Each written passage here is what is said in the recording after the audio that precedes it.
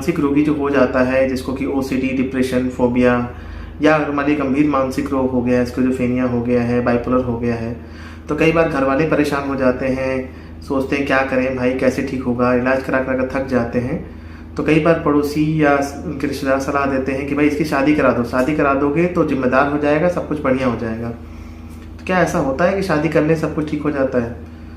देखिए, ये सब पर्सन टू पर्सन वेरी करता है, केस टू केस डिपेंड करता है, हर बीमारी के लिए अलग अलग होता है। मैं ये कहना चाहता हूँ, कोई ऐसा फिक्स नियम नहीं होता है।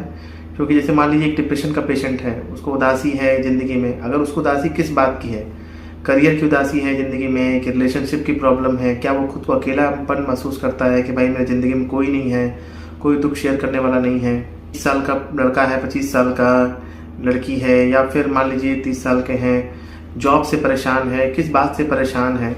अगर मान लीजिए करियर से परेशान है, अगर उसमें शादी भी हो जाती है तो एक एक्स्ट्रा प्रेशर आ जाता है उसके ऊपर, क्योंकि अभी खुद की लाइफ स्टेबल नहीं है, खुद का ही करियर स्टेबल नहीं है। ऊपर से जब शादी हो जाती है तो शुरू में तो अच्छा लगता है ज़िंदगी में, लेकिन एक शादी एक जिम्मेदारी भरा काम होता है।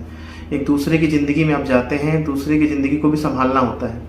चाहे लड़का हो तो उसको लड़की की लाइफ संभालनी होती है, उसका खर्चा पानी देखना होता है, या अगर लड़की जाती है लड़के घर में तो उसको भी पति के कार्य करने होते हैं, शौक पूरे करने होते हैं ज़िंदगी में, घर को संभालना होता है, सास को देखना होता है, जिम्मेदारियां देखनी होती हैं।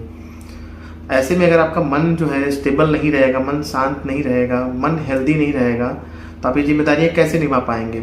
एक समय के बाद आपको ये सब बोझ लगने लगेगा।